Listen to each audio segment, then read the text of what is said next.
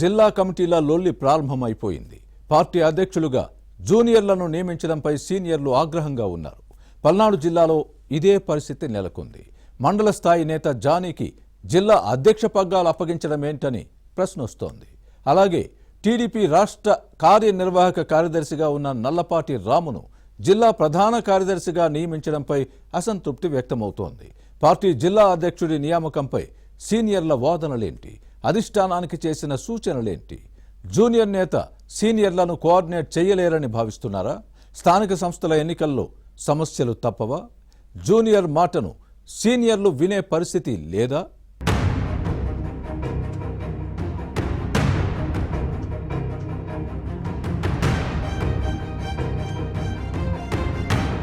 TDP జిల్లా అధ్యక్షుల నియామకం కొన్ని చోట్ల అగ్గిరాజేసింది. ఎమ్మెల్యేల అభిప్రాయానికి విరుద్ధంగా ముక్కు మొహం తెలియని నేతలకు ప్రెసిడెంట్ పోస్టులు ఇవ్వడాన్ని కొందరు నేతలు తప్పుపడుతున్నారు. అలాంటి వారితో పార్టీని ఏం చేయాలనుకుంటున్నారని ప్రశ్నిస్తున్నారు. టీడీపీకి పట్టున్న పల్నాడు జిల్లాలో ఇదే పరిస్థితి ఉంది. ఇప్పటి వరకు అధ్యక్షుడిగా కొనసాగిన కొమ్మాలపాటి శ్రీధర్ స్థానంతో అమరావతి ప్రాంత నేత జానీకి బాధ్యతలు అప్పగించింది పార్టీ అధినాయకత్వం. ఎవరికీ తెలియని ఈ నేత పార్టీని ఎలా నడిపించగలరని కేడర్తో పాటు లీడర్లు ప్రశ్నిస్తున్నారు. కొమ్మాలపాటి శ్రీధర్ పెదకూరపాడు నుంచి 2 సార్లు తెలుగుదేశం ఎమ్మెల్యేగా పనిచేశారు. కొన్ని ప్రత్యేక పరిస్థితుల్లో గత ఎన్నికల్లో శ్రీధర్కు సీటు ఇవ్వకుండా భాష్యం ప్రవీణ్కు పెదకూరపాడు టికెట్ ఇచ్చింది పార్టీ అధిష్టానం. అప్పట్లో కొమ్మాలపాటి శ్రీధర్కు పల్నాడు జిల్లా టీడీపీ అధ్యక్ష పదవి అప్పగించింది.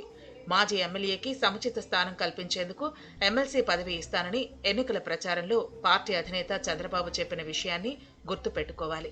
కానీ ఇప్పటి వరకు మండలికి పంపకపోగా ఉన్న అధ్యక్ష పదవిని తీసేసిన పార్టీ నాయకత్వం తీరుపై శ్రీధర్ అనుచర వర్గం ఆగ్రహంగా ఉంది.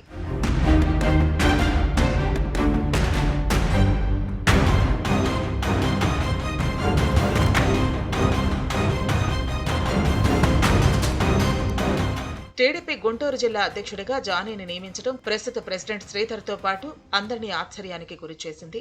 సామాజిక సమీకరణాల పేరుతో మైనార్టీ నేత జానీకి పల్నాడు జిల్లా టీడీపీ అధ్యక్షుడిగా ప్రకటించారని పార్టీ వర్గాల్లో వినిపిస్తోంది. జిల్లా అధ్యక్షుల ఎంపిక కోసం నియమించిన త్రిసభ్య కమిటీ పార్టీ నేతల అభిప్రాయం సేకరించింది. అందరూ శ్రీధర్ పేరునే టీడీపీ జిల్లా అధ్యక్ష పదవికి సూచించారు. ఈ నేతనే కొనసాగిస్తామని పార్టీ అధిష్టానం నుంచి ఎమ్మెల్యేలతో పాటు ముఖ్య నేతలకు సంకేతాలు అందాయి. సీన్ కట్ చేస్తే అధిష్టానం ప్రకటించిన జిల్లా అధ్యక్షుల జాబితాలో పల్నాడు జిల్లా అధ్యక్షుడిగా కొమ్మాలపాటి శ్రీధర్ పేరు ఎగిరిపోయింది. శాసనసభ్యులకు సైతం తెలియని జానీని నియమించడం అందరినీ ఆశ్చర్యానికి గురిచేసింది.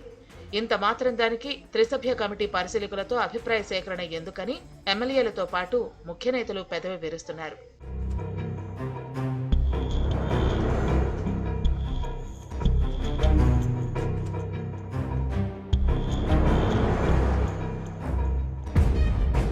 పల్నాడు జిల్లా అంటే ఫ్యాక్షన్ రాజకీయాలకు పెట్టింది పేరు. ఏ పార్టీ అయినా గ్రూపులు కామన్. ఏ ఎన్నికలు జరిగినా నువ్వా నేనా అన్నట్లు ఢీ అంటే ఢీ అనే పరిస్థితి ఉంటుంది. అలాంటి పౌరుషాల గడ్డ పల్నాడు జిల్లా టీడీపీ అధ్యక్షుడిగా ఓ మండల స్థాయి నేత ఎలా నెట్టుకు రాగలరని కేడర్తో పాటు లీడర్లలో చర్చ సాగుతోంది. మరో 2 నెలల్లో స్థానిక సంస్థల ఎన్నికలు జరిగే అవకాశం ఉంది. అప్పుడు జానీ పార్టీని సమన్వయం చేయగలరా అన్న సందేహాలు వస్తున్నాయి. జిల్లాలోని ఏ ఒక్క ఎమ్మెల్యే అభిప్రాయానికి విలువ ఇవ్వకుండా టీడీపీ అధిష్టానం ఏకపక్ష నిర్ణయం తీసుకుందన్న ఆగ్రహంతో పార్టీ కేడర్ ఉంది. నరసరావుపేట ఎంపీగా లావు శ్రీకృష్ణదేవరాయలు ఉన్నారు. ఉమ్మడి గుంటూరు జిల్లా తెలుగుదేశం అధ్యక్షుడిగా పనిచేసిన జీవి ఆంజనేయులు ప్రస్తుతం ప్రభుత్వ చీఫ్ విప్ గా పనిచేస్తున్నారు. ఉమ్మడి గుంటూరు జిల్లా తెలుగుదేశం అధ్యక్ష బాధ్యతలు నిర్వహించడంతో పాటు మంత్రిగా పనిచేసిన ప్రత్తిపాటి పుల్లారావు చిలుకలూరుపేట శాసనసభ్యుడిగా ప్రాతినిధ్యం వహిస్తున్నారు. గురజాల నుంచి 6 సార్లు పోటీ చేసిన ఎమ్మెల్యే ఎరపతినేని శ్రీనివాసరావు 6 సార్లు గెలిచి మంత్రి పదవులు చేపట్టిన కన్నా లక్ష్మీనారాయణ సత్తెనపల్లి శాసనసభ్యుడిగా ఉన్నారు. ఇంతమంది సీనియర్ ఎమ్మెల్యేలను జానీ సమన్వయం చేయగలరా లేదా అన్న చర్చ జరుగుతోంది. పల్నాడు జిల్లా టీడీపీ అధ్యక్షుడిగా జానీ ఎంపిక వీరందరినీ ఆశ్చర్యానికి గురిచేసింది. ఏ పదవి లేని ప్రస్తుత జిల్లా అధ్యక్షుడు కొమ్మాలపాటి శ్రీధర్ను పార్టీ అధినాయకత్వం ఎలా సంతృప్తి పరుస్తుందని, ఈ నేత భవిష్యత్తు ఏంటన్న ప్రశ్న వస్తోంది.